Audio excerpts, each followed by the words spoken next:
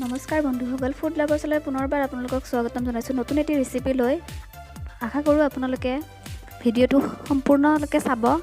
আজি মই মোগলাই পৰঠা কিদৰে 5 মিনিটত বনাব পাৰি তাৰে এটা ৰেচিপি লৈ আহিছোঁ। তাৰ বাবে প্ৰয়োজন হ'ব ময়দা, ৰিফাইন তেল, 2টা কণী, জলকীয়া আৰু পিঁয়াজ।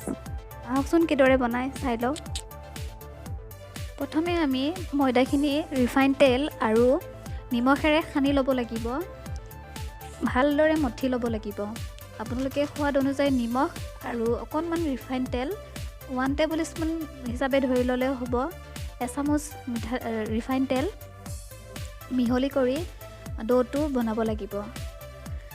ডোটো বেছি ঢিলাও হ'ব নোৱাৰে, বেছি টানো হ'ব নোৱাৰে। আপোনালোকে জোখমতে পানী অলপ অলপকৈ দি যাব মঠিবলৈ। দেখিছে মই ভিডিঅ'টো দেখুৱাৰ দৰে আপোনালোকে অলপ অলপকৈ পানী যোগ কৰিব, কাৰণ পানী বেছি হৈ গ'লে পিছত ময়দা বেছিকৈ দিব লাগিব আৰু মিলাই, তেতিয়া ৰিফাইন তেলটো আপোনালোকে আন্দাজমতে দিব নোৱাৰিব। এইখিনি অৱস্থালৈকে আপোনালোকে মঠি ল'ব। ময়দাখিনি মঠি হৈ যোৱাৰ পিছত তাৰে ওপৰত অলপমান ৰিফাইন তেল লগাই দিব, তেতিয়া ডোটো ছফ্ট হৈ থাকে।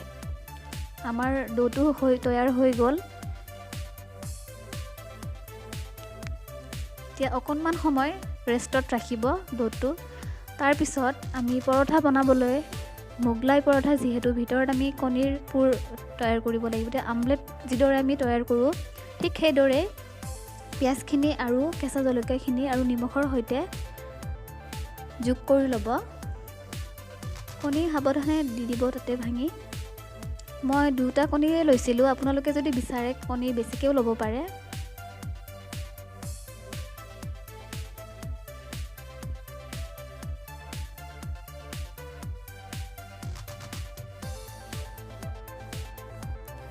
কণী ভাঙি লোৱাৰ পিছত ভালদৰে ফেটি ল'ব।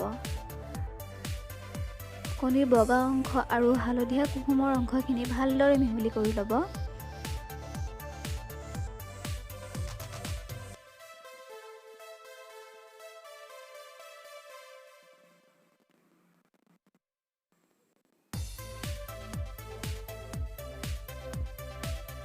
তাৰপিছত মোৰ ডোটো এতিয়া পৰঠা বনাবলৈ ৰেডি। এতিয়া অকণমান মঠি ল'ব হাতেৰে। দেখিছে নহয় কিমান কোমল হৈ আছে। এটা এটাকৈ ৰুটি যিদৰে আমি আকাৰত বেলোঁ ঠিক সেইদৰে বেলি ল'ব পৰঠাবোৰ। মই একেলগে 4খন বেলি লৈছিলোঁ। এতিয়া টাৱা এখন বহাই লৈছোঁ গেছত।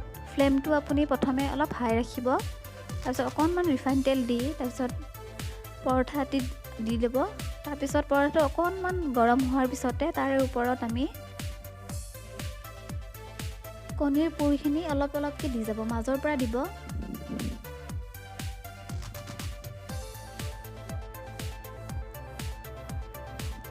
মই ভিডিঅ'টোত দেখুৱাৰ দৰে আপোনালোকে দিব। একদম সহজে বনাব পাৰি। ৰাতিপুৱাৰ নাস্তাৰ কাৰণে বা ল'ৰা ছোৱালীৰ টিফিনত দিবলৈ সুস্বাদু নাস্তা বুলিয়ে ক'ব পাৰি। ৰাতিপুৱা ব্ৰেকফাষ্টতো গৰম চাহৰ লগত পৰিৱেশন কৰিব পাৰে, খাবলৈ খুবেই সোৱাদ। মই ভিডিঅ' দেখুৱাৰ দৰে আপোনালোকে চাব। অলপমান কণী দিয়াৰ পিছত এটা ছাইডৰ পৰা লুটিয়াই ল'ব। এটা ছাইডে এনেকুৱা লুটিয়াই আঠা লাগি গ'ল।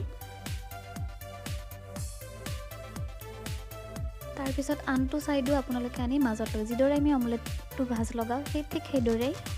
খুবেই সহজ, আপোনালোকে নিশ্চয় ট্ৰাই কৰিব। খাবলৈও বহুত ভাল হয়, খাবও ভাল লাগে। নিজে ঘৰত বনাই খোৱাটো আৰু সোৱাদটোৰ বেছি।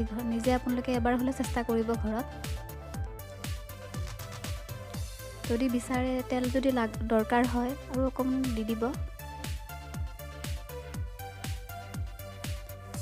গেছৰ ফ্লেমটো আপোনালোকে চাব, একদম চিমত ৰাখিছোঁ, একদম মানে কমাই ৰাখিছোঁ মই, নহ'লে পৰঠাটো পুৰি যাব বুলি সম্ভাৱনা থাকে। দেখিছে মোৰ পৰঠাটো ৰেডি হৈ গৈছে।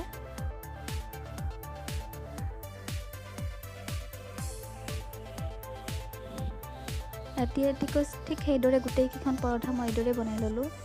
এতিয়া খাবলৈ ৰেডি হৈ গৈছে পৰঠাসমূহ। ভিডিঅ'টো শেষলৈকে চোৱাৰ বাবে ধন্যবাদ। যদি ভিডিঅ'টো চাই ভাল পাইছে তেতিয়াহ'লে মোৰ চেনেলটো লাইক আৰু ছাবস্ক্ৰাইব কৰিবলৈ নাপাহৰিব।